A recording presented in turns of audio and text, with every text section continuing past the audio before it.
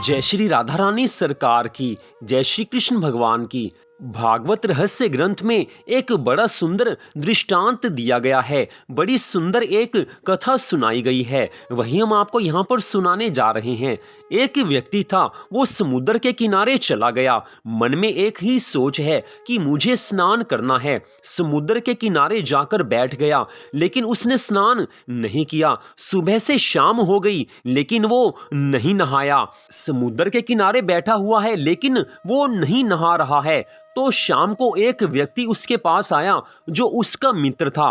उसने कहा कि मैंने तुम्हें सुबह भी यहाँ पर देखा था और अब भी तुम यहाँ पर बैठे हो, क्या तुम सुबह से यहीं बैठे हो? उसने कहा, सुबह से मैं यहीं बैठा हूँ, मुझे समुद्र में स्नान करना है, लेकिन समुद्र की लहरें शांत होंगी तभी मैं स्नान करूँगा, उससे पहले स्नान नहीं करूँगा। तो उसका मित्र जो व्यक्ति था वो कहने लगा, अरे मूर्ख, समुद्र की लहरें कभी शांत नहीं होती हैं।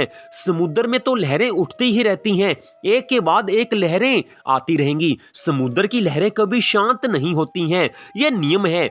इसलिए स्नान करना है, नहाना है तो अभी नहा ले, नहीं तो जिंदगी भर यहीं पड़ा रहेगा तो भी नहीं नहा पाएगा, क्योंकि समुद्र की लहरें कभी शांत नहीं होती हैं।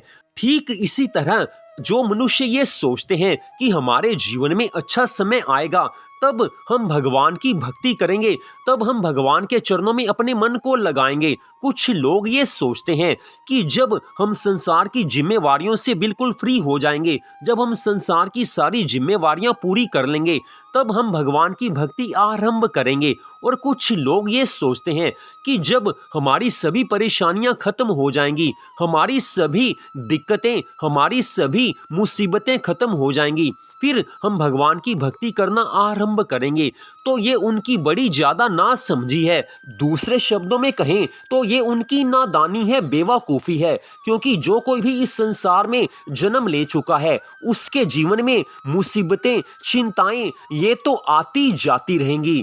किसी के जीवन में ऐसा समय नहीं आया और ना आ सकता है कि उसकी सभी मुसीबतें, सभी परेशानियां, सभी चिंताएं हमेशा के लिए दूर हो जाएं। मनुष्य जीवन इसी को तो कहते हैं कि यहाँ पर पल पल सुख और दुख आते रहते हैं। चिंताएं कभी आती हैं, कभी खत्म हो जाती हैं। मुसीबतें कभी आती हैं, कभी खत्म हो जाती हैं। परेशानियां आती हैं और जाती भी रहती हैं। तो जिसको भगवान की भक्ति करनी है, उसे आज ही इसी समय से ही भगवान की भक्ति आरंभ करनी होगी। जिस तरह से समुद्र की लहरें कभी शांत नहीं होती, ठीक ऐसे ही जीवन में हमेशा के लिए कभी अच्छा समय नहीं आ सकता है। भगवान की भक्ति करनी है तो आज से ही, अभी से आरंभ करनी होगी। और भगवान की भक्ति करेंगे तो चिंताएं तो अपने आप दूर होती ही जाएंगी।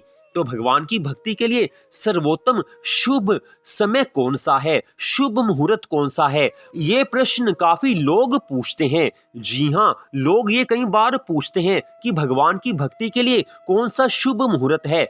तो हमारे हिंदू धर्म ग्रंथ, हमारे शास्त्र यही कहते हैं कि भगवान की भक्ति के लिए जो शुभ मुहूर्त है वो आज ही है और अभी इसी समय है। जी हाँ, शुभ मुहूर्त वही है जिस समय से हम भगवान की भक्ति करना आरंभ कर देते हैं। भगवान की भक्ति का आरंभ होगा, भगवान की भक्ति करना हम आरंभ कर देंगे तो हमारा हर समय आने वाला शुभ होता रहेगा। जीवन में हमारे सब कुछ सही होता जाएगा। तो भगवान की भक्ति करनी है तो आज से ही, अब से ही आरंभ करनी पड़ेगी, तभी हम इस भवसागर से पार हो सकते हैं। अन्यथा संसार से प्यार करके, संसार के भोगों से प्यार करके, संसार के ऐश्वर्य में मन लगाकर कोई भवसागर से पार नहीं हो सकता है।